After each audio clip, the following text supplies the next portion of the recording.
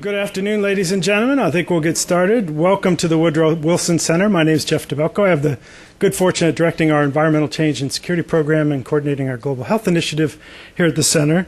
And it gives me great pleasure to be here today, kind of kicking off the first of a set of meetings, a collaboration with George Mason University. When Tom Lovejoy gives you a call and says, "I have an idea," you listen and you act on it, because Tom, a longtime friend of the Center, who's at George Mason University now and also at Heinz and one of our speakers today, Tom has been with us in the Environmental Change and Security Program since its very beginning in 1994. There have been lots of very interesting endeavors that have started with a phone call from Tom saying, "I have an idea." And so that idea has become today's session and a series of sessions that we'll be very pleased to host and collaborate on here at the Wilson Center, but a set of dialogues on managing the planet. An ambitious title for an ambitious set of topics. Tom will say a little more about some of the thinking that's gone on, because there has been quite a bit of it at George Mason among colleagues there across the university, making it quite interdisciplinary, and part of why it was exciting for us to engage in this discussion that looks at a range of environmental issues, population issues, and understanding the challenges that they pose and some of the responses that we need to organize to address those real challenges. I'm going to be very quick and say just a word about the Center, and then turn it over to Juliet Eilperin from the Washington Post, who's very kindly going to serve as our moderator for today.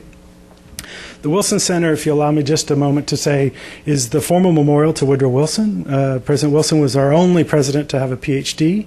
And so Congress, when they set up this formal memorial in 1968, thought it would be appropriate to have a place where these two worlds could come together and learn from one another on a nonpartisan and a non-advocacy basis. And so that's what we do here at the Center. The Environmental Change and Security Program is a younger program since 1994, trying to understand both from an analytical and a practitioner perspective, the links between environment, population, health, development, and then in the broader foreign policy and the security policy context. So we do that with bringing diverse groups together like we have here on our blog New Security Beat and our reports and publications that we hope you will all take advantage of, as well as broadcasting live on the internet, which we're doing today, which really for all of us here in the room just means when it comes to the Q&A time, please wait for one of my colleagues to bring you a microphone so the folks online on the video can hear it as well. Those of you who are watching online, you can see the PowerPoint slides, access them from the same web page that you're picking up the video feed, so we hope it makes it easier for you to follow along. So I would say, as in so many instances, we at the Wilson Center, on the Wilson Center side, are very pleased to thank USAID for its collaboration and support. It makes much of what the Environmental Change and Security Program does possible. So let me just give you a very quick introduction to our panel of speakers. Outside, you were able to pick up a sheet that has their full bio. We have quite distinguished people, so I will save time for the discussion and just give you a very quick kind of top-level highlights of that, but urge you to look at it in detail. As I mentioned, Juliet Eilperin is at the Washington Post. She has a beat that covers, well, we just read, for example, her coverage from Cancun and climate change, covers a range of domestic and foreign environmental issues, and is really the go-to person to understand what is going on within USG around environmental policy. So it's terrific that she's able to join us. Following Juliet, we will have aforementioned Tom Lovejoy, who is University Professor of Environmental Science and Policy at George Mason University and Biodiversity Chair at the Heinz Center for Science, Economics, and the Environment. As I said, has been a longtime friend and advisor to ECSP, so it's terrific to have Tom back. He's a recidivist with our program, so it's wonderful to have him. I've stopped counting how many times he's graced the stage. Then we have Dennis Dimick, who's executive editor at National Geographic. Dennis is also someone who's been tremendously helpful to ECSP and the Center in helping us understand how the media world understands and captures these complex stories in images, some of which you will see, and really turns them into a story that brings across the complexity. He's the editor of the Population series of articles that are going to be running this year, the first one in the January cover story. And so here at the Wilson Center that it's a particular interest to us how the demographic issues connect to environmental issues and development issues, and so it's a thrill to have him back at the center as well. And then finally, our newcomer in this bunch, but certainly not a newcomer to these issues, is Molly Jahn from the University of Wisconsin. She's a professor in the departments of agronomy and genetics, special advisor to the chancellor and the provost for sustainability sciences. Is coming back to Washington in a sense that she's formerly served as acting undersecretary of agriculture for research, education, and economics. A very small brief as one, daunting in terms of what that would encompass under agriculture, but it's a real pleasure to welcome her here and have her back clean up in today's discussion. So Juliet, I think I'll turn the floor over to you. We have our speakers down with you so they can see the wonderful slides that Tom and Dennis are going to use. Exactly. Thanks so much for being here. And yes, we'll be popping on and off stage so we can appreciate the PowerPoint presentations of where we know, of course, Dennis has the advantage. When you come from National Geographic, you know that you're going to be showing better pictures than anyone else, but that's fine. Undaunted, Tom Lovejoy will begin looking at, again, how we've been managing the planet perhaps unintentionally in the past and how we might go forward. And so, Tom, if you'd like to just come on up and start with your presentation, we'll go through them, and then I'll throw out a few questions, and we'll also, of course, see what the audience wants to ask. So,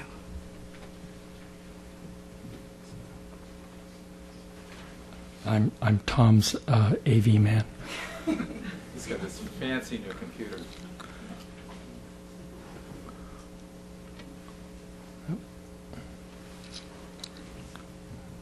Wrong slide. That's great. Thank you. Super.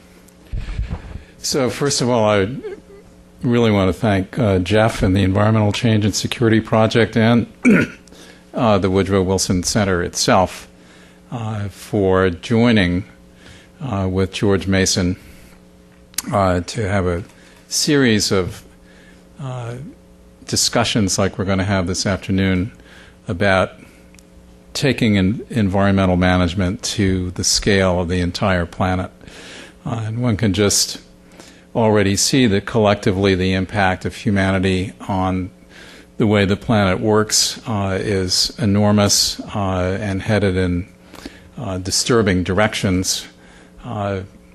That's not news to anybody here, but the premise behind this series is it's time for us to move beyond sort of a lot of good initiatives that in a sense at the end of a year get added up and called management of the planet, and that we need to be thinking about how to take the proactive management of the environment, of the biophysical system, which is the planet, to a planetary scale, and think about it in those terms and act in those terms.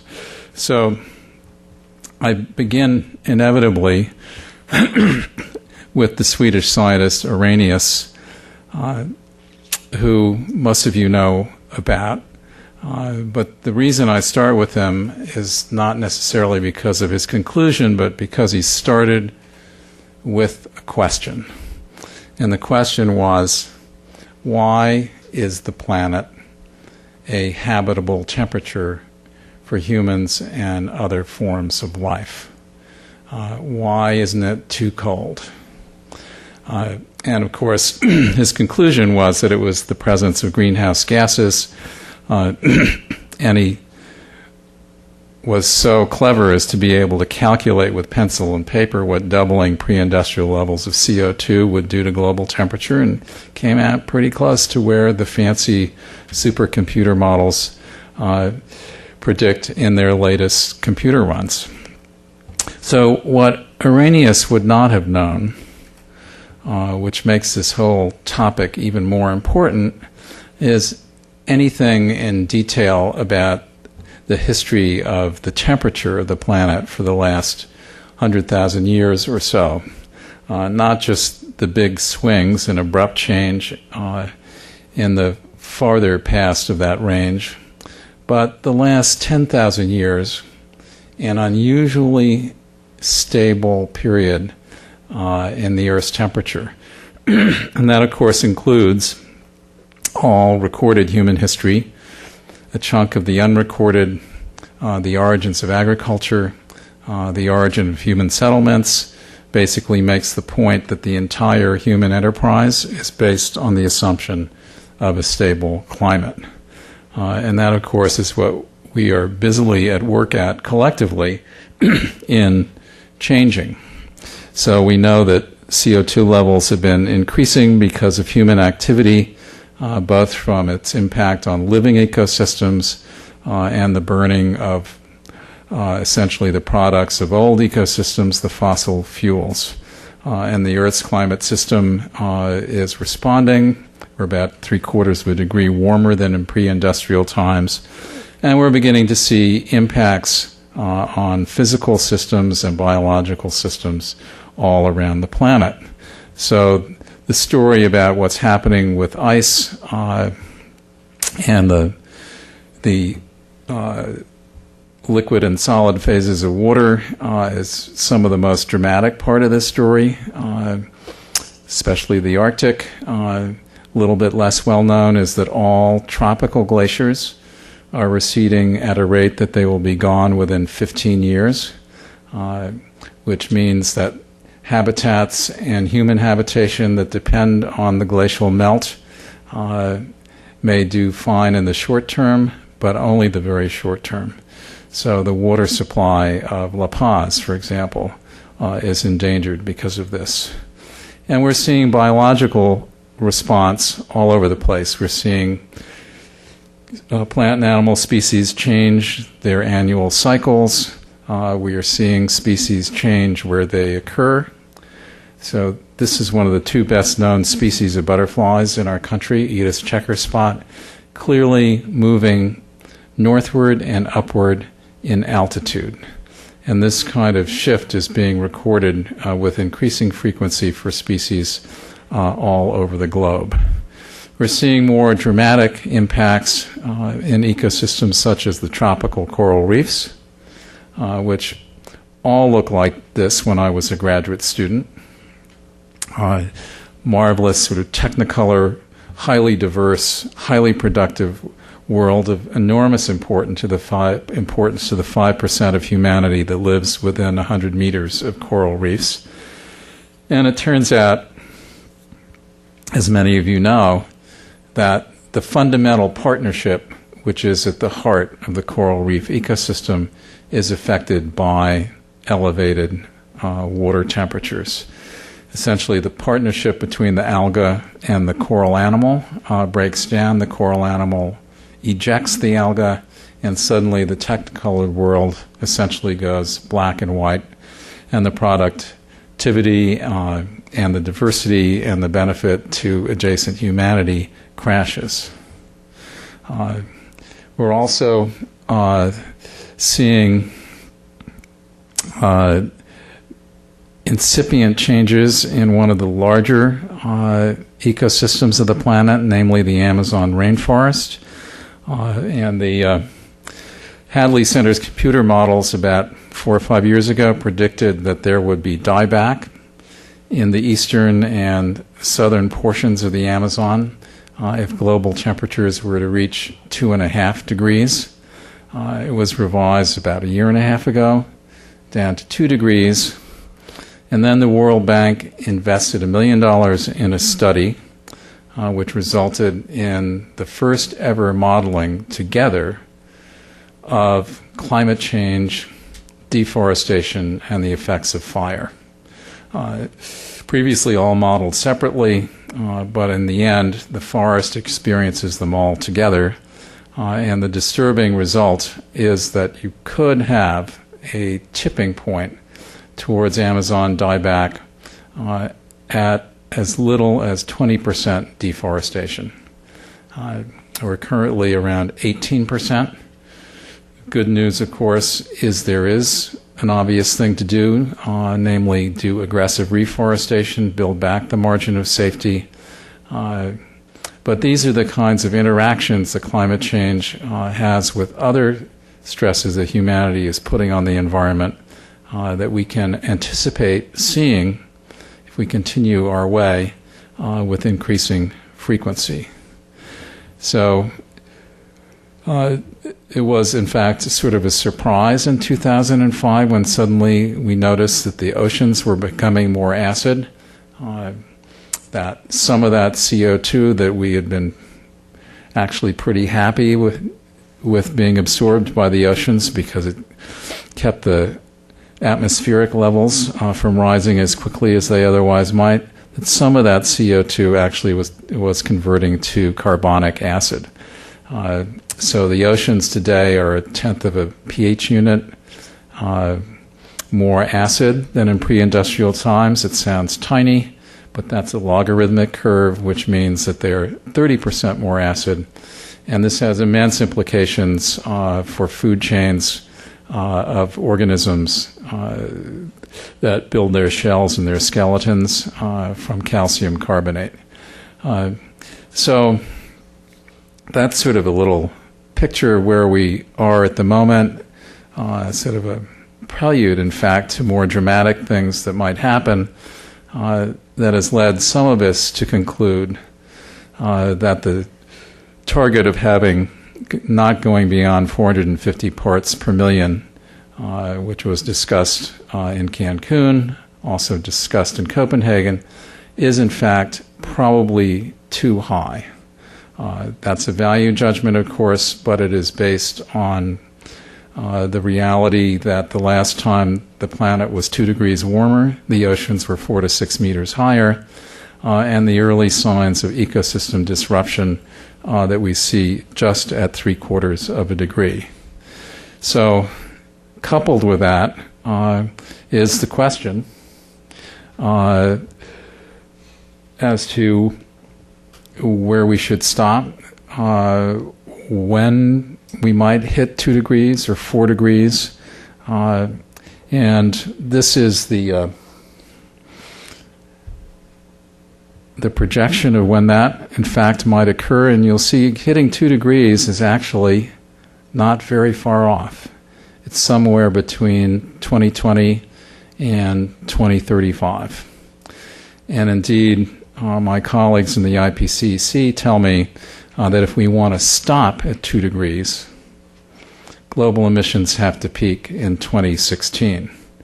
Of course, there are a lot of assumptions in all of those curves, but they're based pretty much on patterns of human use of fossil fuels and treatment of ecosystems in the past. So this is just a slide that gives some sense of some of the impacts that might occur at 2 degrees.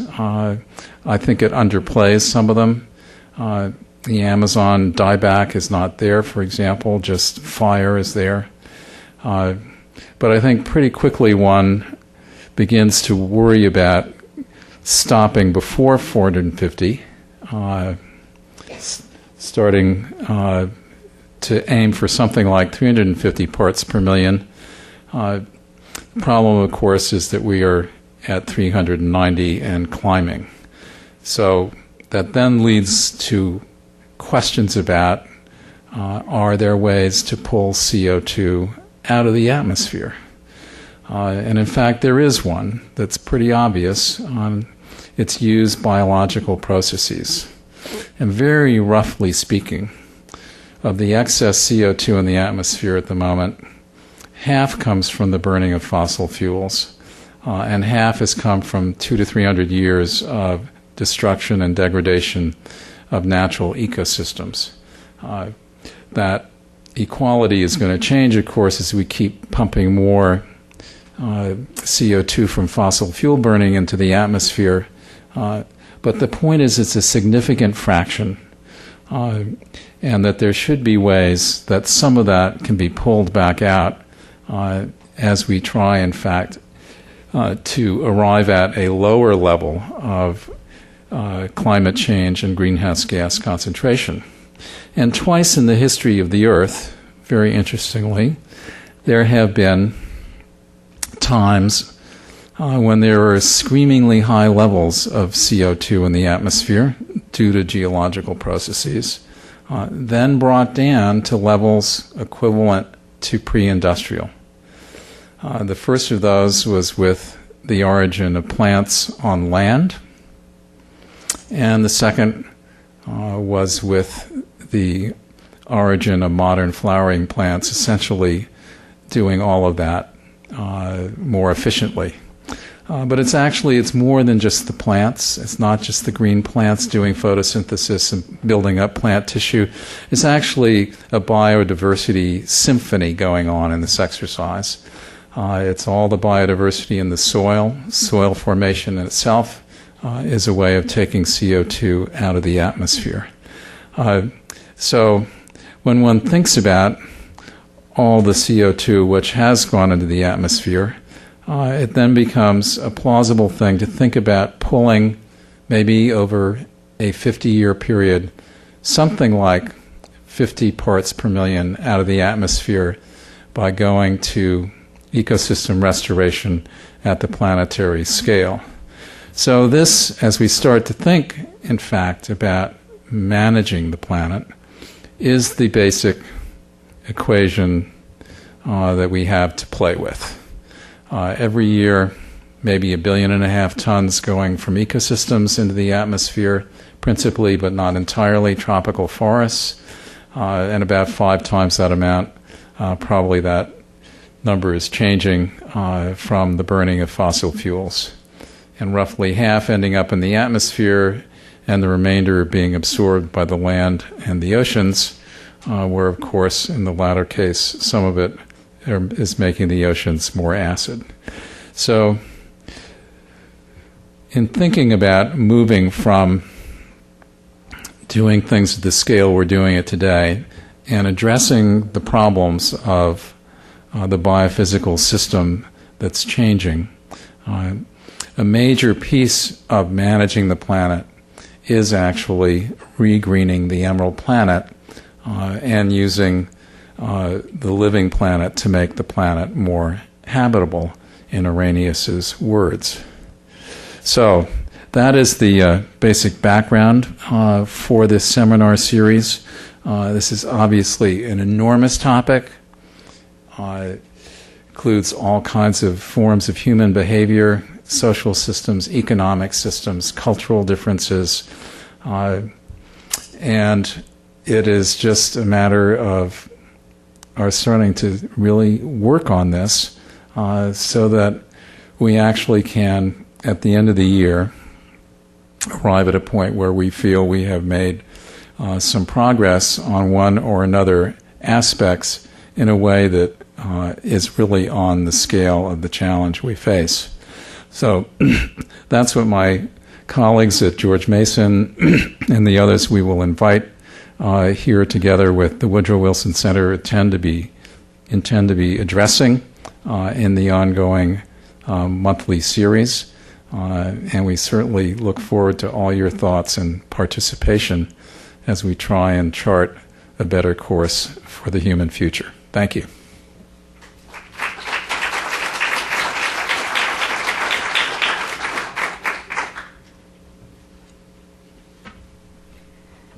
Thanks. And now Dennis Dimick is going to come up and talk about both how we've become more clever and more foolish in terms of converting the sun's energy for our own purposes.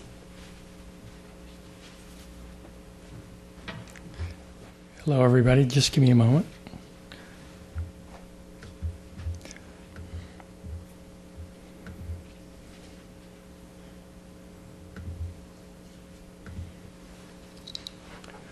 First of all, thank you very much to Jeff and to Tom for inviting me today.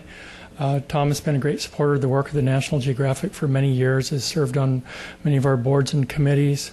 I also need to point out that it's nice to see Molly again. Many long years ago, I did my graduate work in the College of Agricultural and Life Sciences at the University of Wisconsin, and it's a great school.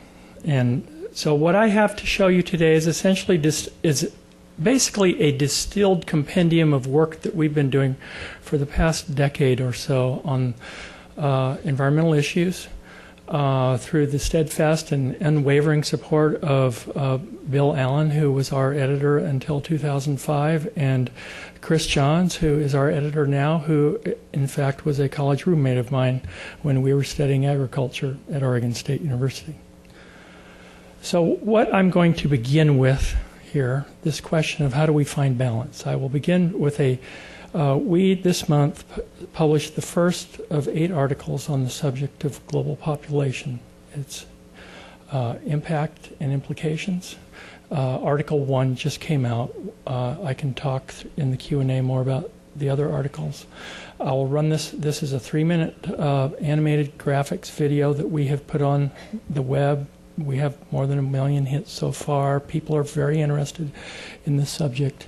When I come out of this, then I'm going to lay out, essentially try to lay out sort of in very broad brush strokes how we got to this place, the challenges, where we are on the planet as a species in terms of our aspirations and the planet's ability to come to meet our ever-expanding aspirations. So if the sound is up.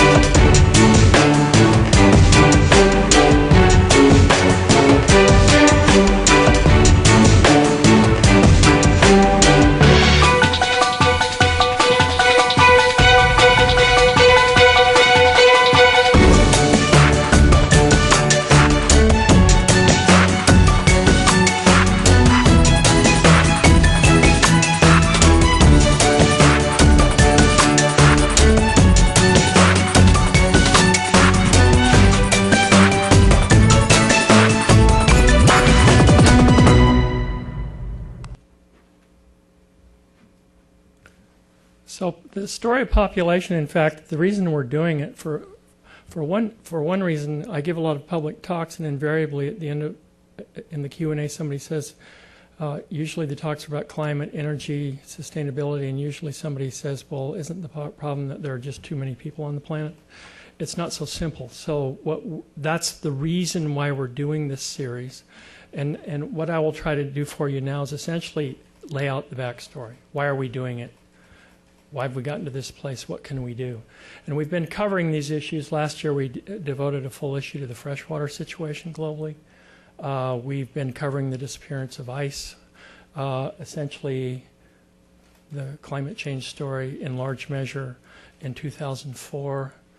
And the story goes like this, that it's the story of Earth and Sun. We are solar powered. and it is that sun that is powering all life on Earth, like this photosynthesis, which powers the creation of the plant life, the food that we eat, allows us, in the past, before we had machines, it was essentially a solar-powered economy. And for many millions of people today, it is still a current solar-powered economy of growing food, storing food. And what happened is we found the genie. And the genie was essentially ancient plants stored in the ground that grew over millions of years ago. That's all coal, oil, and gas are. It's just ancient plant life in compressed form. And we discovered it. It's like we're the third generation heir who discovered the safe. We've unlocked it, and we're burning it as fast as we can. This is coal in Wyoming. It comes in a very convenient form. We use it to create electricity. Half the electricity in this country comes from coal. About 75% in China comes from coal. Coal lights us. Oil allows us to move around. It's very convenient, it's very powerful, but it does come with a price. It's also allowed us, for example, to grow more food. We figured out how to synthesize nitrogen from the atmosphere using natural gas, and so we are nitrogen unlimited, basically, in terms of supply. And we have machines, we can transform vast landscapes to produce food. We use herbicides. We have become a model of productivity in terms of yield around the world. The Green Revolution transformed with high-yield hybrid varieties of rice and wheat. We were able to stave off starvation in the last century. We've mechanized. We are the leader in mechanization, and what we do is we grow vast amounts of cereal grains. This is soybeans, for example, that is being grown to put on boats to send to China so that we can feed to livestock, feed to the pigs, because incomes are going up. People are moving from plant-based diets to meat-based diets. And as you have more energy, you have more food, you also create the potential for having more people. And if you look in just this past century alone, we saw a doubling of world population here. In 1951, I was born when we were 2.5 billion. From 1960 to 2000, we doubled the world population. We are currently just below 7 billion. It depends who you talk to. The United Nations Population Reference Bureau, we will be at 7 billion later this year, on our way to 9 billion sometime before the middle of the century. That means more mouths to feed, more rice to grow, more water that's needed for everybody. And there really is only so much fresh water on the planet to go around. But amidst all that prosperity and that growth, we've also done other things, like we've moved across the landscape. And as we have done that, we have built our cities and our highways, and we've moved to the far horizon to build our homes, our settlements, our instant settlements, instant lawns. It's all very rapid now. And we keep going, and we're filling up the planet with our housing developments and all our stuff. Everything in this house came from oil. But amongst that, beyond that also, we have dammed the rivers. We've transformed the hydrology of the planet, capturing the power of rivers for things like the generation of electricity, storage for irrigation, for crops, and we're running out in some places. You see it in the Colorado Basin. This is in the Yellow River. Many rivers today do not make it to the sea because we have diverted them. And in other places, the groundwater is disappearing. This is in northern India, which the surface water is inadequate, so we drill deep wells and we bring up water. We mine ancient water to grow crops. One day that water will run out and there is no replacement. A good example of this is the Aral Sea, this is just from the last decade. Upstream water diversions for irrigation took the Aral Sea, and this is what it is like now. That is a very visible example of our dependence upon nature. But a price. Nature is in retreat. When we come, where do the animals go? We see the forests, rich biodiversity. We see it here as valuable, as something to be saved, as something to save us from ourselves. We also see it as something to be taken away, to be converted into land for growing more soybeans. What happens to the animals? What happens when we move in? Here in Indonesia, we've taken rainforests, carbon-soaking rainforests, and denuded them for the wood, and to convert them from rich biodiverse communities into monoculture communities. This is palm oil.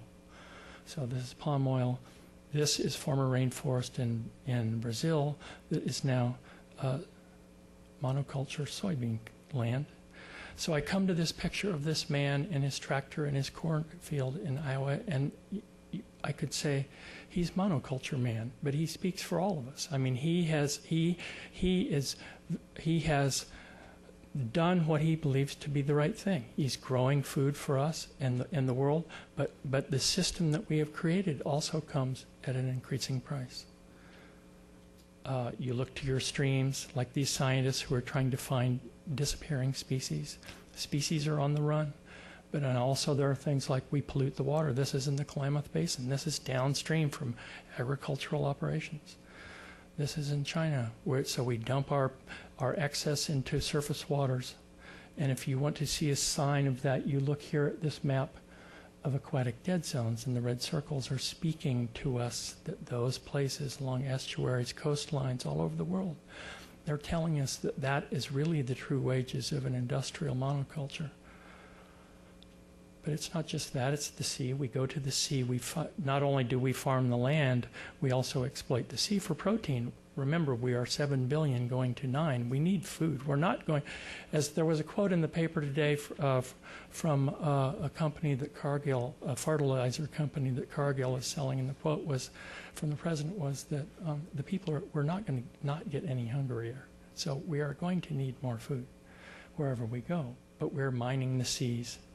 But also now, as we have our energy, the effects of our energy, we look around and we see the seas are warming, the reefs are threatened, they are dying because of pulses of hot water, because of increasing acidification. Acidification, Tom spoke to it. For example, the pteropod called the butterfly of the sea, 3 years ago, we did an example test of what would a pteropod look like in water that was projected to be as acid as it could be at the end of the century, and in 45 days the shell was gone.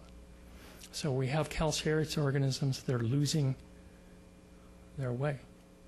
So we live in a world of more people, money, and things, and it all distills to more energy and need for more energy, whether it's natural gas, whether it's here in the boreal forest of Alberta that we strip bare to get at the tar sands, which now provide 5% of the oil for the United States. Whether it's coal here in West Virginia, we flatten the mountains to get at the coal in the seams so that we can keep the lights on all the time. Or we keep searching deeper into more dangerous waters to try to find the next strike of oil, like here in the Gulf of Mexico last year. It all adds up to this. Tom showed it. I'll show it the same way, a little differently. So this is the Keeling curve. This is Ralph David Keeling's work at Mauna Loa, starting in 1950. Whoops. The question being, how high does it go? What can we do to stem the rise? So we're changing the chemistry of the atmosphere. And yet we live on one planet. We have one planet, yet we live like we live on 4. Like we have the resources of more than what we have. And if you just look here, this from these charts, so this is from starting in 50, what you see here is temperature anomalies. We're seeing increases in temperatures globally. This is where we are at 2009, 2010 ranked with 2005, and the 130-year record is the warmest. Also the wettest. So indicators, what are we seeing as a result? We're seeing the ice change, as Tom said. This is the Arctic ice cap in 1979 at the end of the summer. This is the same place in 2007. 40% of the ice had gone. But also what we're seeing is a change in the way the Arctic works. You have less white heat-reflecting ice. You have more dark heat-absorbing water. The albedo, they call it's changing. So as you get more dark heat-absorbing water, more heat is absorbed. It's sort of the warmer it gets, the warmer it gets. And we see ice melting earlier in the spring, freezing later in the fall. The ice is thinner, such as it is. We're also seeing changes in the permafrost. Vast areas across the north with rich organic material starting to thaw, emitting methane, changing the chemistry of the atmosphere. Tom talked about tropical glaciers. This is Chacaltaya in Bolivia. This used to be the world's highest elevation ski area at 17,500 feet, but in 11 years it disappeared. Greenland, the question of the stability of the ice cap there is in question. We're seeing increasing melting there. We're also seeing slowly rising seas. You're seeing warming water, so you're seeing an expansion of water there. You're seeing rising seas. The question is, what happens in low-lying countries? Responding to these challenges are long-term. We can't just turn around and grow new crops. It takes a long time to develop things like salt-tolerant rice that can live in low-land environments. The water cycle's shifting. If you come here, this map that NASA Goddard did for us a few years ago, brown is drier, wet is wetter. What we're seeing is a change in the nature of the water cycle. It's getting more extreme. Examples, the floods in Pakistan. In Iowa in 2008, severe floods. This is Nashville last May. 2 days in a row, 6.5 inches of rain, never heard of before. Or then you go to Australia, for example, a really fascinating case, not well discussed, but this is last week in Queensland, right? But this is 2 years ago in the same part of the country. You have a vast whipsaw that's happening now, extreme weather. Wets are getting wetter, dries are getting drier. The Murray-Darling region was suffering through a 10-year drought, akin to like what was our Dust Bowl in the 1930s. But then we're seeing changes in the nature of our own snowpack. We're seeing, for example, in the western coastal mountains, the Cascades, the Sierra Nevada, we're seeing later snows in the fall, earlier melt in the spring, smaller snowpacks in some cases, and we're getting earlier runoff. It's changing the hydrology of the streams that we see. And there are signs that are telling us this is Lake Powell. The white ring around the edge is telling us that we're not filling it up. We're seeing longer fires. We're seeing more fires, more intense fires because things are warming up and drying out. Longer fire season. This picture from 2007 is really from Los Angeles. It's sort of like it's a sign from the earth that's telling us not all is well.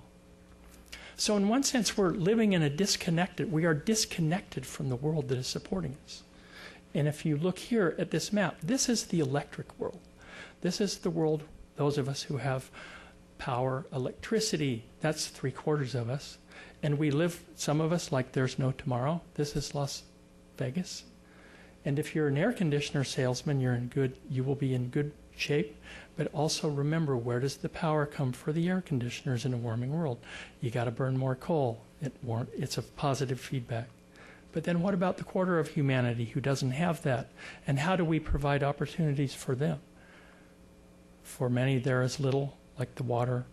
Or here in Africa, the fish from the lake, the fillets were stripped and sent to Europe, and this is what they have.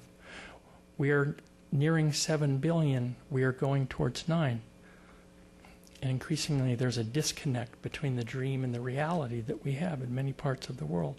That we have needs, and there are people who want to live good life like us. How do we do that? How do we find ways to sort of lower the intensity of our demands on an earth that is telling us that it's strained? In one sense, we are not immune. If you look here, this is Lake Mead. Lake Mead is now lower than it has been ever since it was built in the 1930s. Some hydrologists say that lake will never fill again. Does everyone need a swimming pool in their backyard? It's useful to look at history. This is Chaco Canyon. Why is no one living there? Because they ran out of water. What happened before can happen again. And if you look here, this came from Stanford last year. we're just projecting forward based on current trends. We're looking at hot seasons per decade. It's these kinds of things, when you see warmer, increased frequency of heat waves and droughts, that affect things like our water supply and our food supply. And just last year, the National Research Council issued this report. In terms of per degree of centigrade of warming, you're going to see 5 to 10% less rain in several areas. You will see less river stream flow. All these things are direct results of changes in your temperature regime and also your crop yield. So we have to try to find ways to adapt also, in addition to mitigating. But in one sense, what we also need to do is face forward and know that these challenges are ahead, and we might as well not bury our head in the sand. We need to look forward and confront the future, because we also know that the path we are on is not always going to be sustainable for us, because increasingly it comes with rising damage. And we can't just sort of paper over, we just can't put Band-Aids on it. We actually have to rethink our whole global energy system. And maybe by putting Band-Aids on the glaciers to reflect the heat will help in the near term. Or maybe it's a novel idea to move the water where you need it, but it's still not solving the problem. Maybe what we need to do is rethink our basic premise about what we need as opposed to what we want. And while doing that, we need to look to the signs of nature and preserve the nature that's going to essentially help us out of this. And as we think forward, what we really need to do, though, is to think back. For most of human civilization, we have lived off contemporary solar power. Only in the last few hundred years have we reverted to the ancient sunshine. So the real challenge I think we're faced now is, are we going to burn it all up?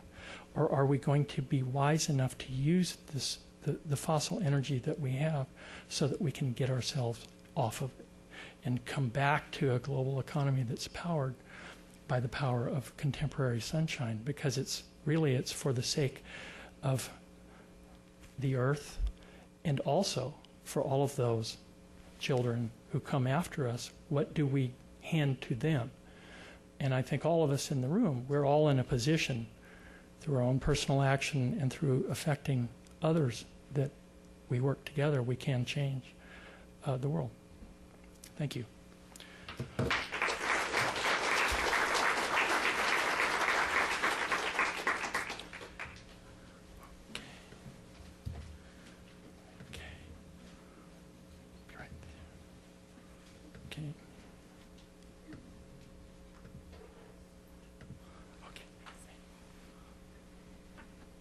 Now, of course, Dennis was too nice to point out that I'm clearly part of the problem, given that I will be adding to the global population within a matter of days. But, as I tell my husband, there's no turning back now, so we'll just be smarter about it. Now, Molly Jahn will come up and will connect science to policy and give us an invitation to progress. And after that, we'll move to a panel discussion.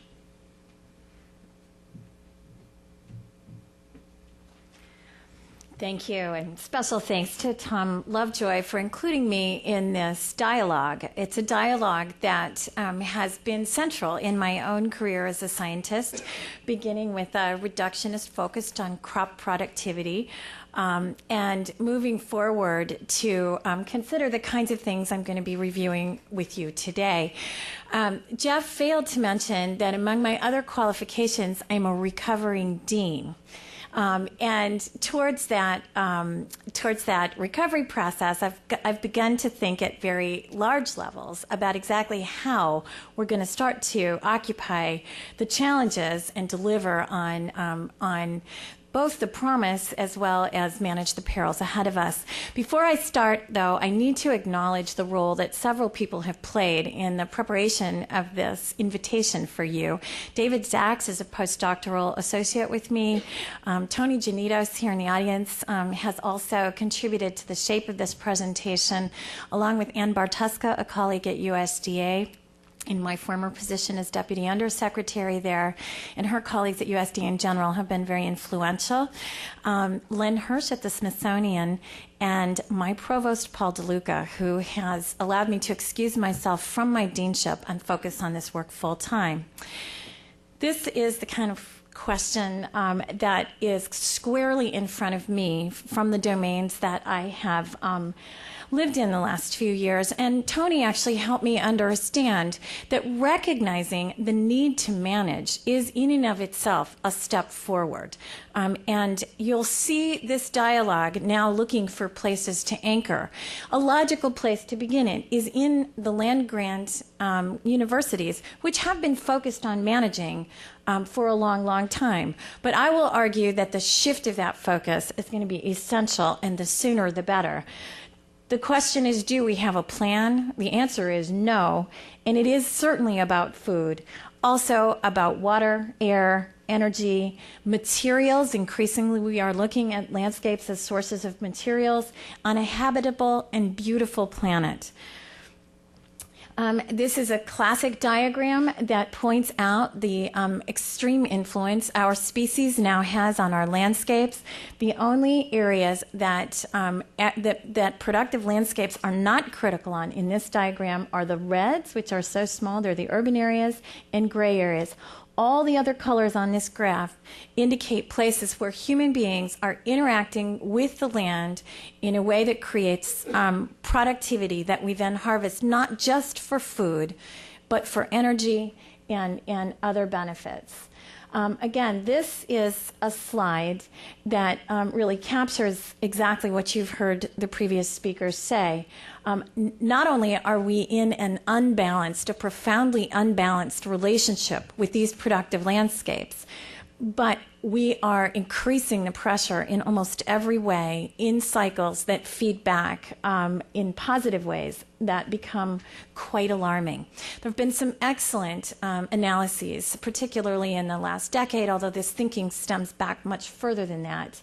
This is an image taken from Rockstrom et al.'s paper in Nature entitled "A Safe Operating Space for Humanity" that defines 9 interfaces or 9 planetary boundaries, and begins an analysis that quantifies the degree to which we may perhaps be moving out beyond a safe interface. There were 3 insights from this paper that were put forward. One is that we need to increasingly think about the scales at which our species works. We are familiar with small and immediately visible interactions, but clearly the scale of our interactions are having global planetary effects, and connecting those dots is really important. The second insight was that we need much more detailed and better informed understanding of Earth processes, particularly under the names sustainability sciences and global change. And the third insight was that the word resilience becomes really important, as do the dynamics around that word. That means we need to know a lot more about thresholds. We need to know a lot more about feedback and synergies and disruptive or discontinuous trajectories. This paper, like many of the other efforts that I will summarize through this talk, left with one enormous conclusion, which is that we are still we still have enormous gaps in our understanding towards even the basic science platform upon which these very important decisions about ways forward lie. Many of the impacts that we are talking about are directly affected by agriculture and forestry. In other words, the management of productive landscapes and the energy we use in the management of those landscapes. And it is now clear that that agriculture and the way we do agriculture is a very significant contributor to the dynamics that Dennis so aptly described. And so we find ourselves feeling, in a way, grown-ups don't like to feel.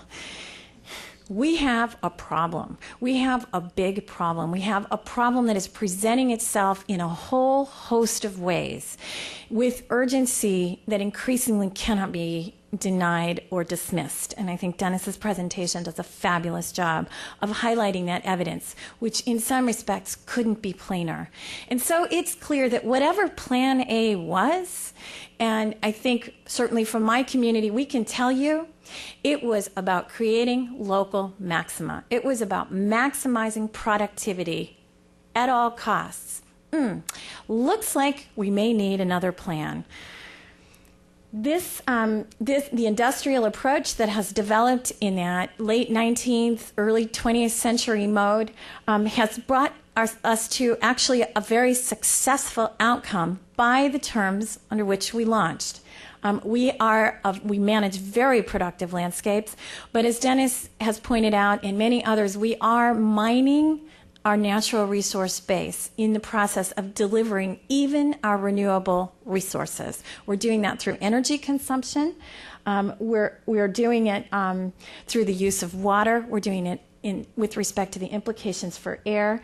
So fundamentally, when an agricultural scientist looks at the challenge of feeding a planet, we have made some critical assumptions that we need to re-examine. We have assumed an open system. We have assumed a subsidized reliance on fossil fuels. We have not been held accountable for environmental burdens, and we have been all about local maxima. In other words, as I was told as a beginning plant breeder, fresh off the boat from MIT, Molly, it's about yield, yield, yield. That's all you need to know. Well, it turns out that hasn't worked so well. And we now understand that we live in a closed system, in a constrained system, in a system that must move towards full accounting for both inputs and outputs, both for the focused object of productivity and the other both benefits and consequences of particular actions on our landscape. We understand that we need to continue to manage very productive landscapes. As a matter of fact, we need to do that more than ever, but we need to be efficient, and we need to recognize the concept of ecosystem services or potentially through environmental markets. One immediate insight from the types of studies that are going forward now, aiming at Plan B, is that in our current food system in this country, we waste 40% of the food we grow. We simply don't eat it. And so one clear dynamic that could be immediately addressed actually doesn't focus on the productivity side at all. It focuses on capturing the efficiencies. So in a paper that came out in 2005 while John Foley was at the University of Wisconsin-Madison, he synthesized a number of dialogues in an image that I find quite helpful. And it really does come back to that word balance. And you'll see that's actually where I'm going to end up this presentation. Agriculture is about productivity. Forestry is about productivity. But there are a number of services, and you've seen those provided, and they are not luxuries. They're essential for the functioning of this planet, for the functioning of our home. And it's not just by any means about food. I was, in addition to an ag dean, known as the forestry dean. And clearly these conversations about managed forests and productivity derived from forests run in parallel. It is stunning to me as somebody living in both those worlds, the degree to which they have remained separate. For example, forestry has advanced much more quickly towards certification standards for sustainably managed forests. In agriculture, that's been a very challenging conversation for us to have. But agriculture discovered research checkoffs. And the softwoods producers right now are just understanding that they can generate resources for research using processes we've done on the ag side for a long time. So the dialogue back and forth between the ways we use productive land is critically important. This is a slide Tony Janitas was kind enough to lend to me because Tony's work focused on energy is an inherent unifier of our modeling of productive landscapes because bioenergy is derived from biomass. Biomass can be sourced from various productive conversations on the land that we have historically compartmentalized as agriculture or forestry. And this just shows the types of models, including feedback, that are essential to bring forward evaluation of the advisability of biomass-sourced bioenergy. And Tony's here. He can speak more to those issues in our discussion time. So the question really before us is, do we have what we need to apply the most sophisticated approaches towards managing our planet. The conclusion from any of these spheres of activity is that we do not have the full spectrum of knowledge assets necessary. But this is a different problem, and from another issue, which is, can we agree on the characteristics of what an optimized solution would look like? And I turn here to some thinking that a colleague in economics at Michigan State, Sandra Beatty, has acquainted me to. The difference between tame problems and wicked problems. Her framing of a wicked problem is a problem where there is not necessarily general consensus about what the problem is. Any solution towards that problem changes the problem, and that different stakeholders have different views of when the problem is solved. Although in wicked problems you don't get to solve them, you get to make it a little better or worse. These are wicked problems that we are handling, and hence represent really a different kind of dialogue for us as a society. So one message I have is that the knowledge base that science needs to march closer to the points where society has to make decisions is insufficient. Although we have invested heavily, and as a recovering federal official, I know this because this was an important part of my portfolio at USDA. We have tremendous knowledge assets in both the federal and university science sectors, as well as in the private sector. However, we have not necessarily brought those assets together in ways that allow us to efficiently address the queries that society is proffering us. And we certainly are not good at capturing second-order effects, synergies, trade-offs, and exactly the kinds of contrasts we need to address these types of questions. Furthermore, environmental and ecological sciences and relevant social sciences have not seen the same benefits from information technology and information management as other sectors. We have lots and lots of investment. So this is one of the hopeful threads. There's tremendous investment in the knowledge assets we need to do a better job managing the planet, and tremendous opportunity to connect this. This slide is meant to stress the fact that in the Earth observations community and Earth sciences community, there's huge investment in both data and tools to manage those data at a very large level. But again, that has been collected more in a descriptive mode, and the utility for management has not necessarily been fully understood. We are now finding all kinds of technologies that allow us to do a better job in real time, ground truthing the trends that Dennis has described for us, and describing parameters such as nutrients and soil moisture in great detail in real time that are critically important to help us manage landscapes better. We also are learning to do a better job spatially, and this is a critically important issue, which is the existence of fully georeferenced data. This is a slide that was provided to me by a colleague in the U.S. Forest Service, showing on the left what are old maps focusing on productivity of switchgrass, in this case a new crop coming in for energy use. All different, this is county level data was the best we could do. You can see now in integrating across different categories of geographic information, much higher resolution depictions of productivity and much better information through time.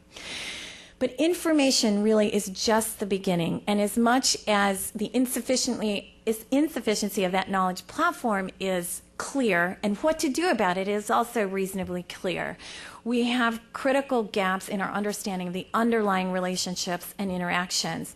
And it's very important, I think, for us to realize that that information, ultimately, among other things, needs to be delivered to those making the decisions about managing the landscape, like the man reflected in the soybeans.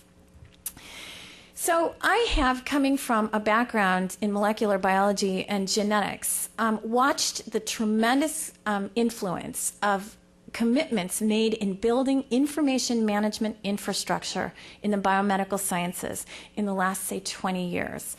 I'm a geneticist, so when nucleotide sequence at the organismal level hit our science, it was a tremendous revolution, a huge amount of information of unknown value, and coming from a whole host of varieties, of a whole host of places. And so we propose that actually an analogous type of investment may be very important as we look forward towards managing the planet. In a globalized economy, where on earth should we be doing what? It's everywhere on earth isn't necessarily suitable for dairy. Is dairy good? Is dairy bad? We don't get simple answers like that. We need to be looking forward, which means we need to be able to understand and model scenarios towards resilience. We need to understand, and this is an especially important message for communities delivering science into these policy discussions, that science is only one way of knowing, and other dynamics are critically important in affecting how these decisions resolve. As an aside, one of the most interesting, as dean, I got to ask a lot of questions like, what is the most important thing we didn't teach you?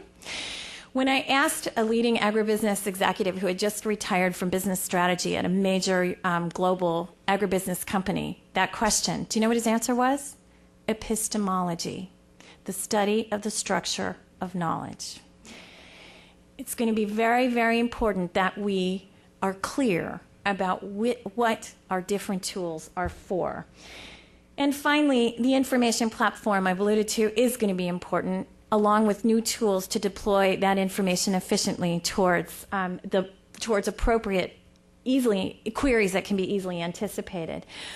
And so at the time this was occurring in the biomedical side, the National Center for Biotechnology Information was invented at one of the most exciting places to be in the 21st century, a library, the National Libraries of Medicine at Health and Human Services.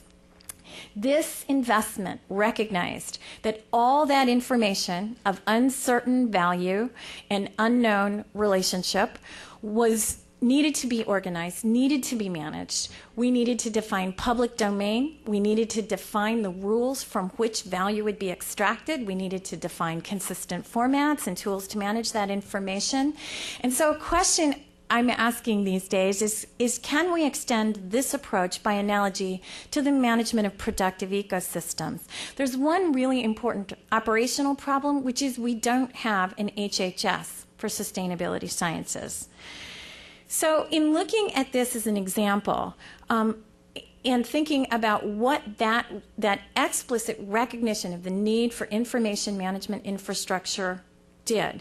It established the infrastructure. It established pre-competitive space, a very important thing to be aware of in this discussion about managing the environment. It built tools, it set rules, it understood the use of incentives, it created communities. And so how can this structure be replicated quickly at this time?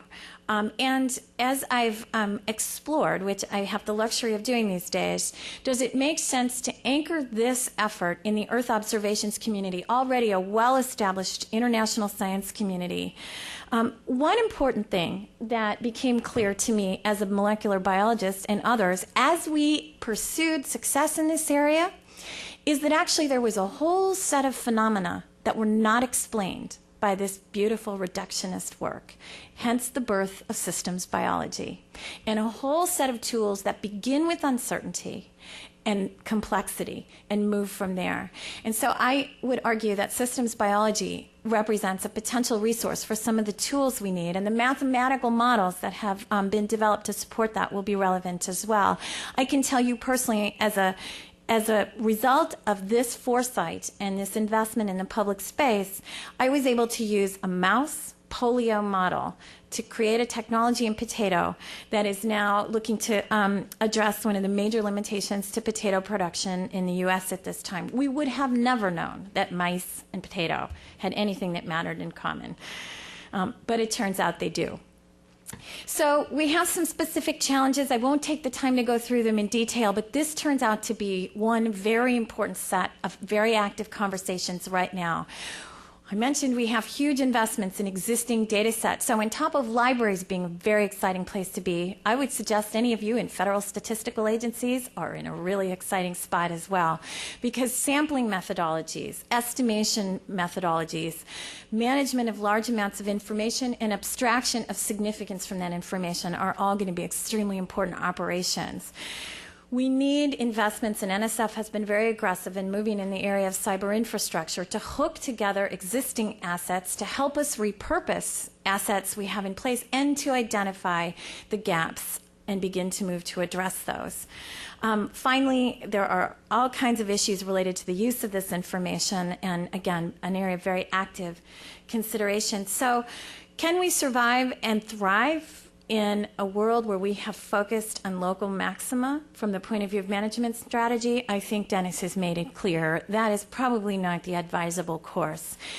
And the question really is, even in areas where we cannot easily monetize an account, and I know the Wilson Institute has been a pioneer in some of these areas, we have to learn how to create those balance sheets that will guide us forward into a system that begins with good quality, comprehensive information, moves through a transition between data, information, and knowledge, and marches this information out to the point where those making decisions that matter can access the best these processes have to offer.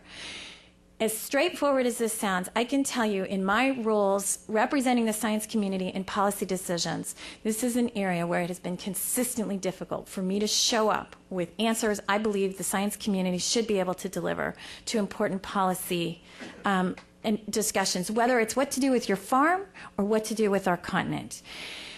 The next three slides show groups that would agree with this, and one way or the other, I have been a part of actually all three of these discussions, and really all I want you to see from this is the number of private sector and nonprofit players that recognize the importance of these conversations, the need for actual progress on the ground, and the gaps and issues that we have in terms of data. This is a large group that's been active for about 5 or 6 years called the Keystone Fields and Market Alliance for Sustainable Agriculture.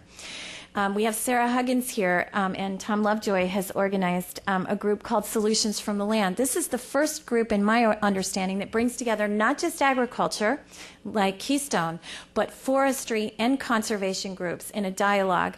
And as we began that discussion in a meeting last month, this recognition of the need for information infrastructure came forward. And then finally, there are a number of dialogues underway about setting standards and metrics, setting criteria by which we will benchmark progress, managing productive landscapes. And so a group of ag-producing organizations, by and large, and those that connect to service of those businesses have come together and are discussing what a national initiative for sustainable ag would look like. There are really important international activities, all of which have come up with the recognition that we need to begin by laying that foundation of information. And so I want to leave you with a comment that really resonated with me that was made by a partner of mine in the state of Wisconsin from the Menominee Nation. After bringing this individual to a congressionally authorized advisory board for USDA and presenting him with all of the research we were doing, he was very quiet for about a day and a quarter. And I sat down next to him and I said, "What do you think?" And he looked at me and he said, "I'm having a little trouble figuring out how to contribute because our ethos is to live within our means." I think there's a lot of wisdom in that commandment, and it's consistent with Dennis's point about balance.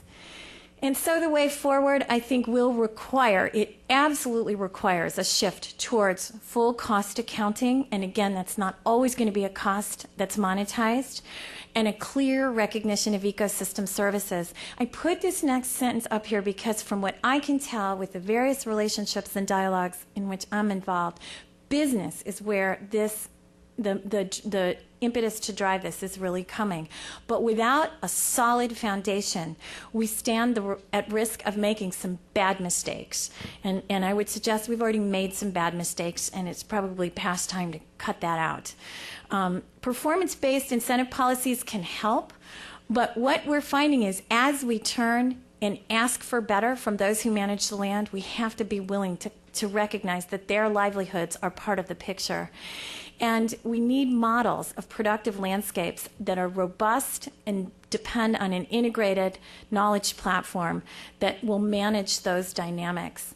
So we have some specific actions that are taking shape across government, across academia, across the private and nonprofit sector in this country. And I should say every activity needs to occur in a consciously global context. We hope soon, with the leadership of the Heinz Center, to bring together leading modelers who are now recognizing the need, the critical and urgent need to talk to each other, to look at the knowledge assets upon which those modeling efforts depend, assess the gaps, and fill them towards integrated research. Interagency efforts are occurring with much greater frequency. NSF just announced a cross-directorate initiative for science, engineering, and education for sustainability.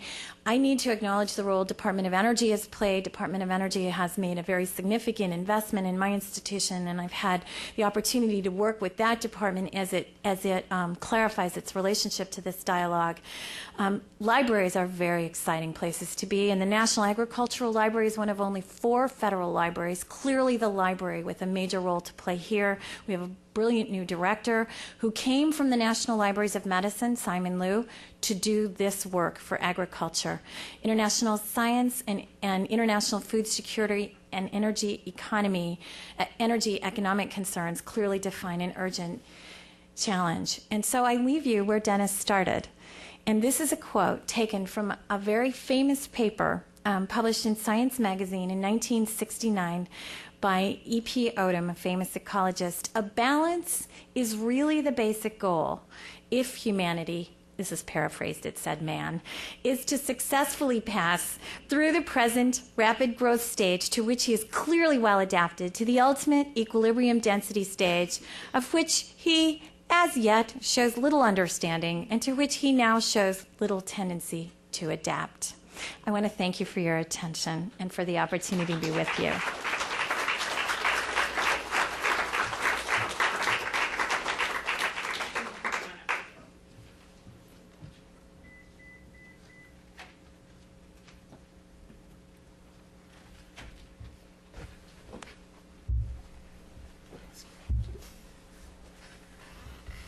Okay, so in the half hour we have left, I'll throw out one question and then open it up, because I'm sure the audience has plenty of questions. So obviously you all ended on at least slightly positive notes. I have to say, even as a born and bred Washingtonian, I've never heard the term federal statistical agencies an exciting place to be in the same sentence. So that obviously shows you the optimism we have seen from Molly.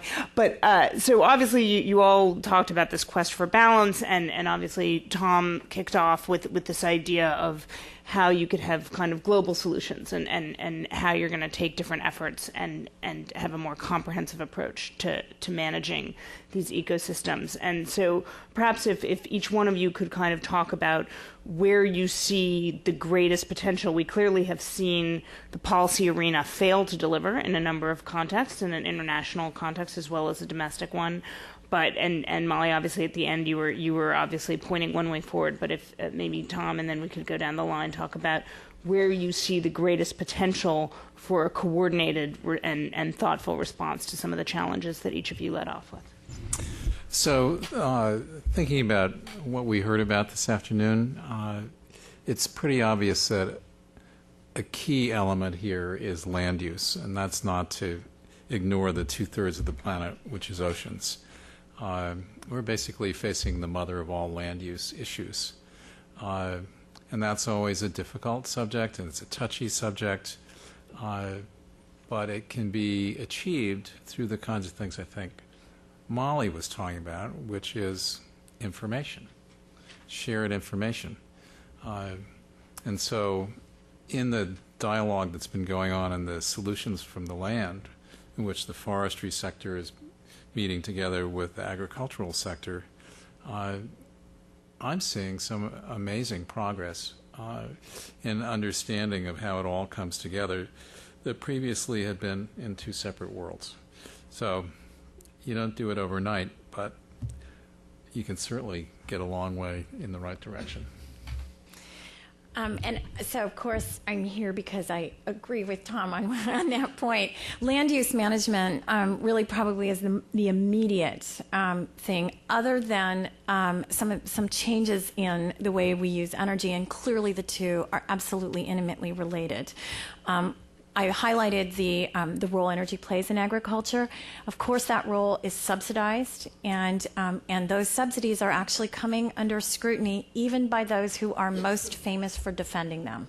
And while they are still, there's not a consensus about what will come after that, I think there's a recognition that managing land will require the creation of incentives that will, for example, involve valuing the benefits that positive land use creates, and adequately costing those failures. We have a lot of experience with private landowners, both in forestry and in agriculture. Those communities haven't necessarily connected on the ways we bring those communities together and make decisions, but there's a lot of information. There's a cooperative extension service that covers much of this country. It's been an important part of communicating that. And we did it once really well, which is we had a Dust Bowl. It was a devastating environmental disaster in this country. As a response, some radical commitments were undertaken on the landscape at scale. We've had 2 droughts easily as bad, and neither one resulted in a Dust Bowl. So we've done this sort of thing before. Waste, I have to circle back and highlight, because clearly any of the life cycle assessments we've done highlight that as a critical parameter that could be adjusted very quickly. Right.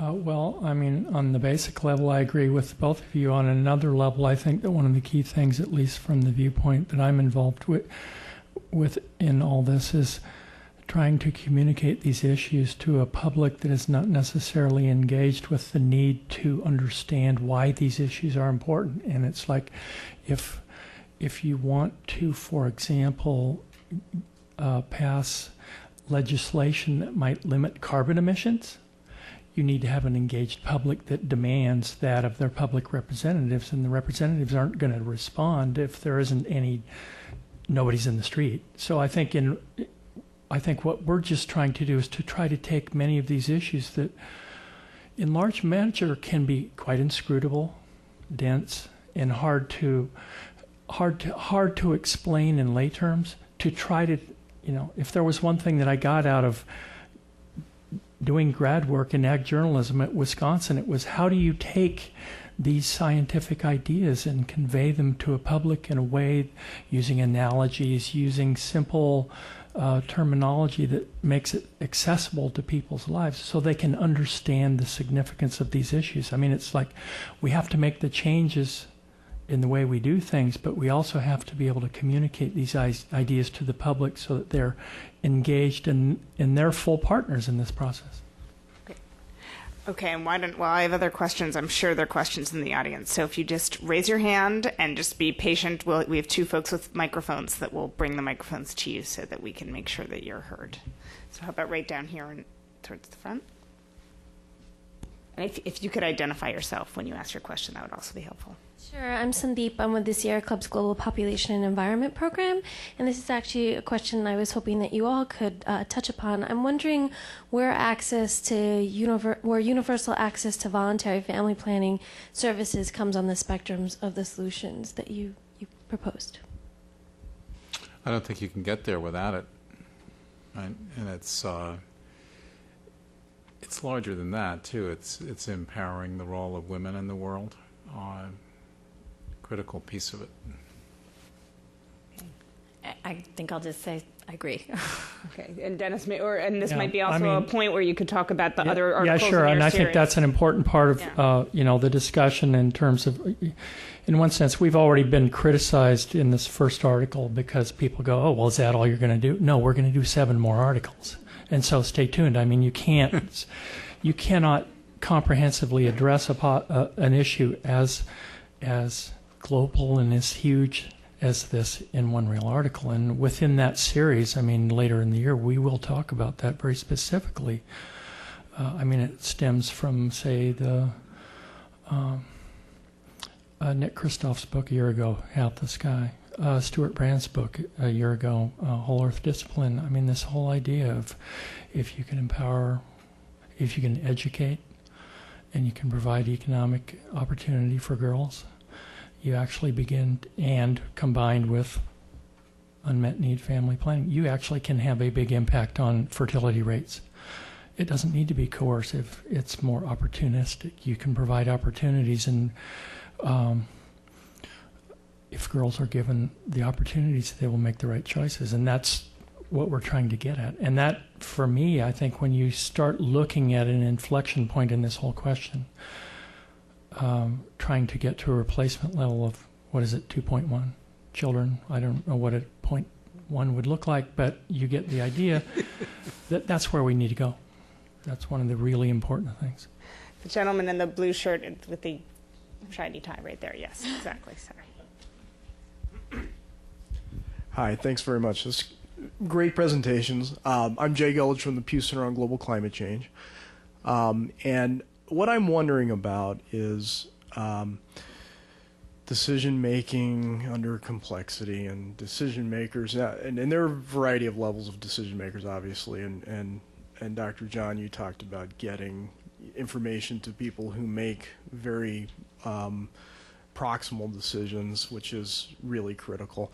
I wonder if any of you could sort of speak not to specific public policy measures and so forth, but strategically speaking, what does decision making look like for this kind of problem? And I don't, my own experience with climate change suggests we're not at a point where we know how to do this. And I think, you know, when I was in grad school, we studied what we called global change instead of just climate change, which climate change is one component. And what you guys are talking about adds many layers of additional complexity. So I would just love to get your thoughts on a strategic framework for public decision making with this type of problem. Thanks. So my guess about that is that it's going to be a great single or multiple session of this series. And I certainly don't know of any magic answer, but in the absence of global agreements, a lot can often happen with the right leadership in the right kinds of places, and we're actually seeing it somewhat at the state level in the United States. And if I may ramble on a little bit further, my head is very full of where I was last evening, which was the 50th anniversary of Eisenhower's farewell address. And they projected the whole address. It's not just about the military-industrial complex. Very rich, very thoughtful. Dennis, the word balance was in there an unbelievable number of times. In fact, it's sort of hard to put that together with what you see on Capitol Hill in discourse these days. And what did he do at the end? He retired to farm and restore some barren land, to use his phrase, in Pennsylvania. So I think one of the ways we might actually move the public and in the process build a political consensus that can lead to these larger decision-making achievements will be reconnecting people with the land in the way that we did victory gardens in the Second World War. Maybe I can say, in my role as Dean of Ag in a state that takes its ag very, very seriously, I've been called many times into dialogues at all levels and have watched the dynamics, political, social, and cultural, as well as connected to information, unfold. It's been interesting to me in this conversation how important it's been for progress to start with what we agree about. We all agree, for example, I'll give you my wrap. We all agree that food's important. We all agree that where it comes from is important. We all agree that we don't want to wreck the planet.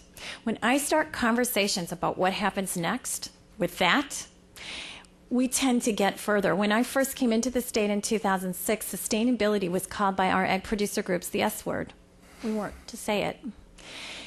In 2008, my Farm Bureau president gave his presidential address about how sustainability is agriculture's word, and we need to own it and fill that space properly. We need more information. We need to show the degree to which environmental stewardship is a critical part of a 6th, 7th generation American family farmer's vision. It's been interesting to me to see the degree to which identifying common values, because some of those are not that hard to find, underlies progress. It's not going to be cataclysmic progress, and our political system is heavily vested with economic interests that often will create perverse incentives. There are many perverse incentives, and even those who benefit from them can frequently identify them. And I think making it clear in an honest, accurate way to the extent we possibly can what the consequences of those incentives are, and that's why I put the emphasis on information as a critical step forward in allowing those conversations to perhaps unfold in different ways. About 7 years ago, I had the good fortune to participate in a conference at Matfield Green, Kansas, that was sponsored by the Land Institute, and it was a conference on creating an ignorance-based worldview.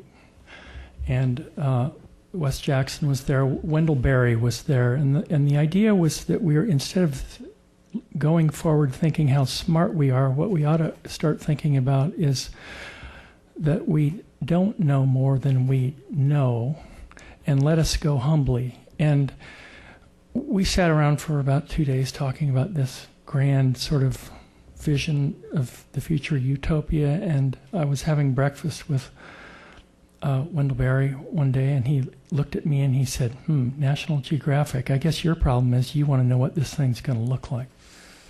And I think that really is partly, if you can make it tangible and if you can find examples, then it's really important, because then you can help people understand what that positive future might look like.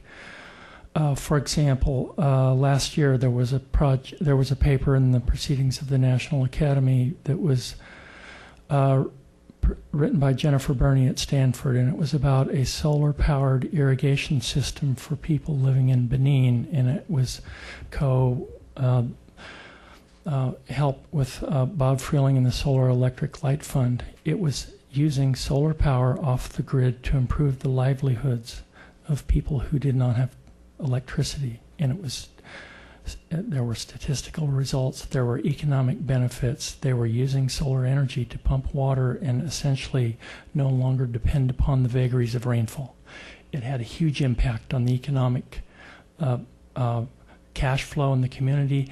The women had surplus income. There was a farmer's market. It was all in. So it's a perfect example, I think, of how do you create that better world. The Land Institute itself pushing upstream against major, the land grant tradition. The idea that we're somehow going to try to re-inhabit the idea of perennial cereal grains. They're doing it now. 10,000 years ago, we walked away from perennial grains, but most plants are perennial.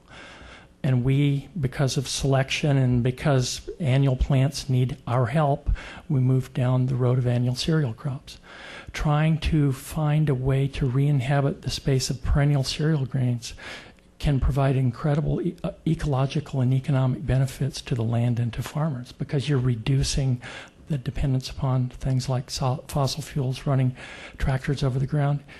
They may never yield anywhere near the optimal annual grains, but they do provide benefits in a lot of marginal lands that are erodible. You don't have to till the ground. It's these kinds of examples, I think, if you can point to sentient, real-world examples and people go, oh, I get it. I see how it could look and what it might look like. Then I think you can begin to you get specific. And from my view, for us, it's sort of like we're always asking that question, what can you point a camera at? If you can visualize it and you can imagine what it might look like on the ground, then you can get people to understand and work with you. Excellent. Okay, we have it right here on the fourth row back. Perfect. So I have two questions. One is for, is it Jan? John. John? Mispronounced, John. Okay, John. And if you could identify yourself, that's always I'm helpful. sorry. My name's Susie Crate. I'm at George Mason University. I was a little skeptical when I saw Monsanto's name up there on your list of the first group that you put up there, because I've been using a video called The Future of Food, in my teaching and talking about Monsanto and the patent of seeds and the issues in Canada, especially with canola seed farmers being put out of business by Monsanto. So I'm just curious if Monsanto has come around or if there's some hope for corporations to actually become more sustainable. And my other question was, I think, for Dennis, but anyone can comment on it. I totally agree with you about us going back to contemporary sunlight, but there are colleagues in my department in environmental science and policy who are very sold on nuclear being the answer to our energy. So how do you respond to that as far as, well, you respond by saying we need to make our energy more efficient and to cut down our energy use, but then how do you actually respond to that question for the majority of, for example, Americans who use massive amounts of energy? Sure, let's start with Monsanto, and then we'll go on to the question. Very quickly, what I will say is what I have seen looking across the landscape with respect to both recognition of the threats to business that some of these dynamics that have been described define, and also recognition of the potential business opportunities as we shift to healthier ways of working. Business is where I would say the most disciplined awareness of those possibilities are, for obvious reasons.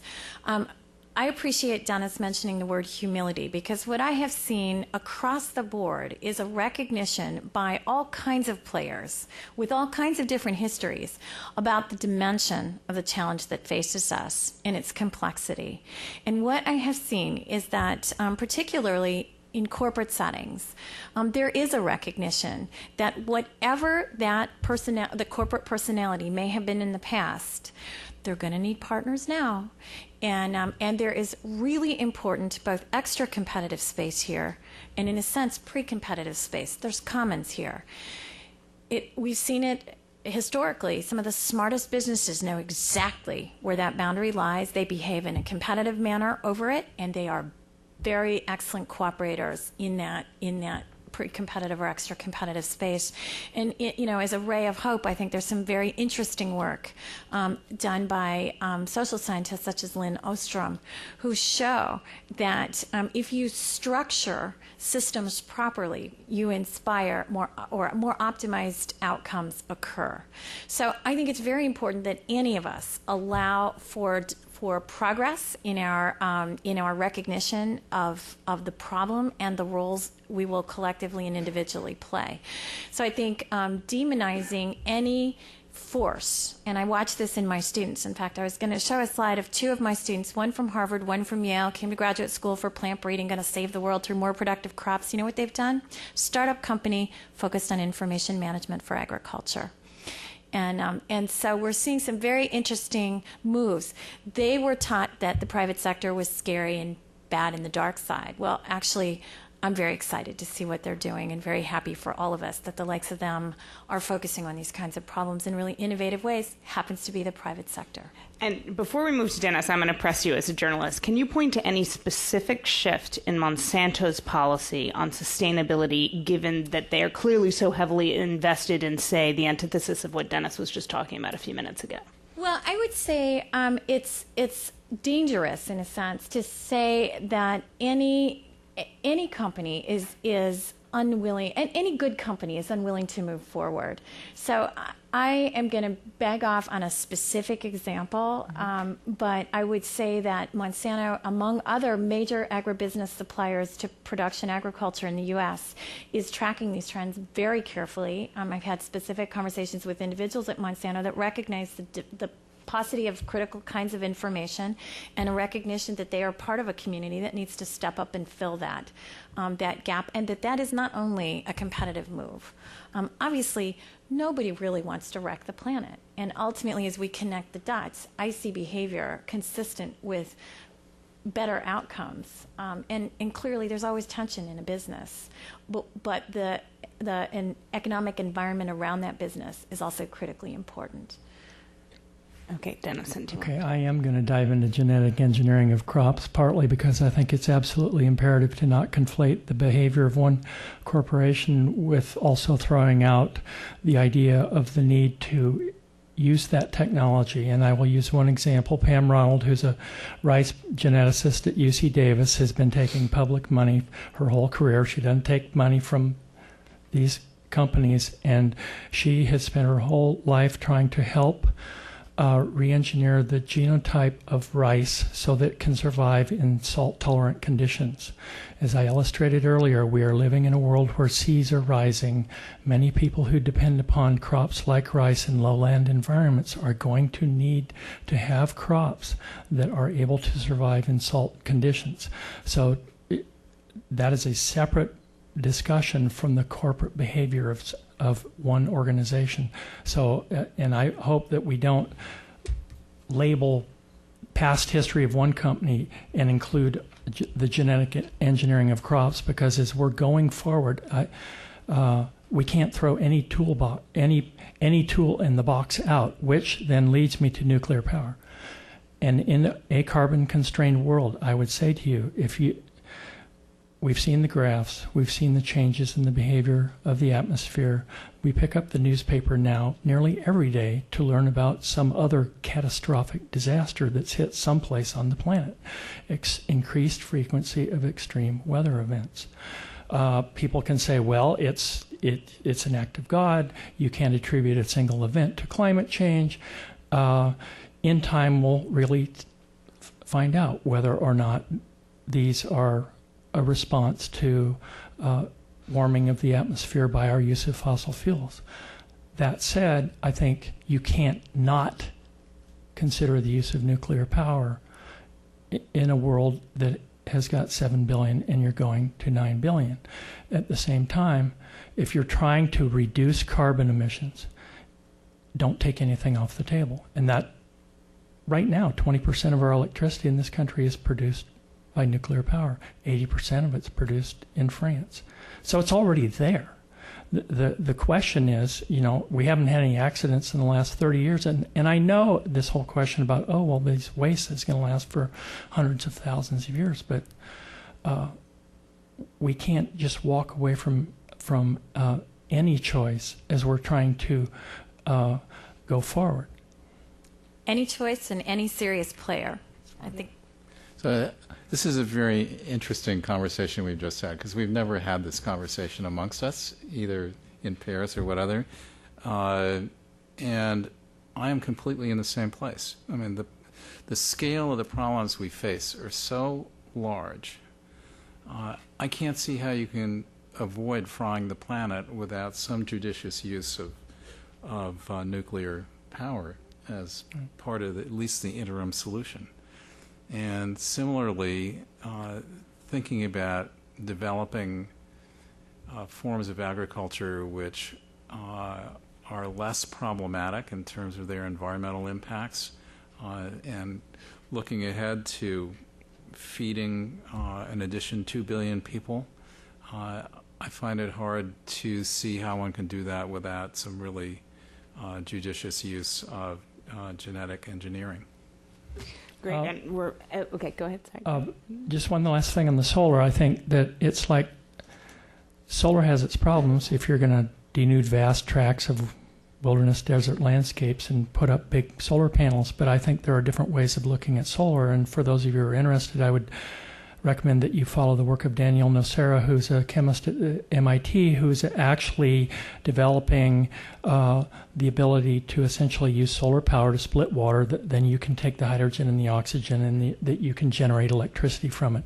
In its very early research phases. But in one sense, what we do, if we're going to get out of this, we have to rethink the way we conceive of solutions, and I think he's very forward-looking that way. Great.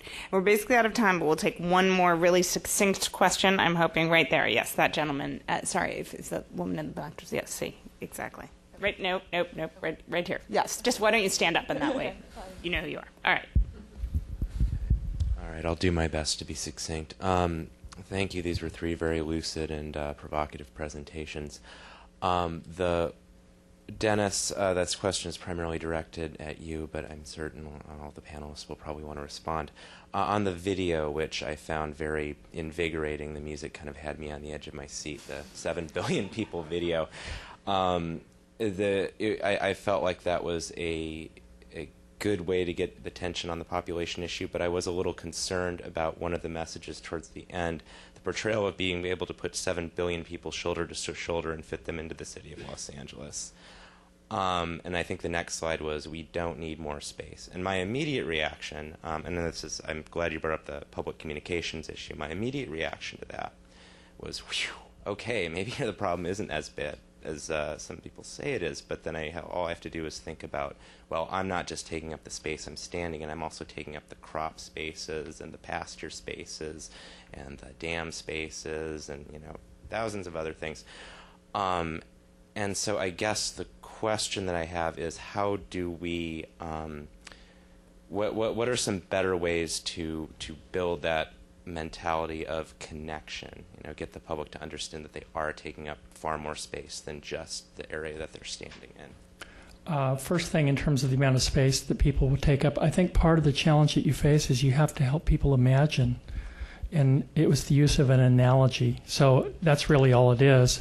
But I would say also to push back is like, yes, but after saying that we don't need more space, it did say we need more balance. And I think that's what we're talking about here, and that it's not just the physical space you take up, it's all the services of nature that support you. And that's really what we're trying to get at. It's hard to do this in one article. So that was really just talking about largely demography and alluding to the other issues, food security, water. But it is the balance thing that we're trying to help people realize, and that it's not just us sitting in this room that has a footprint. It's everything that feeds into supporting our life. And the next article out February 15, written by Elizabeth Colbert of The New Yorker. She has a follow-up piece on ocean acidification in the April issue. Talks about this new idea of the Anthropocene era, which is the new era of man, where the fate of the planet is in the hands of one species, us. And how do we know? And what are this? It's a new geologic era, and the signals are in the signs are in the rocks. We see it. The changes in the carbon level in the ice. We're seeing acidification of the oceans. We've entered a new era. So it's not just numbers of people. It's also consumption. It's our impact on the planet, each of it, and all of us collectively. Great, and I actually think that's a great way to end, but if the other two if you have any other closing thoughts you wanted to share real quickly, then I hope you'll join me in thanking both the Woodrow Wilson Center and, of course, George Mason University and our 3 fantastic panelists for sharing their insights with us this afternoon. Thank you.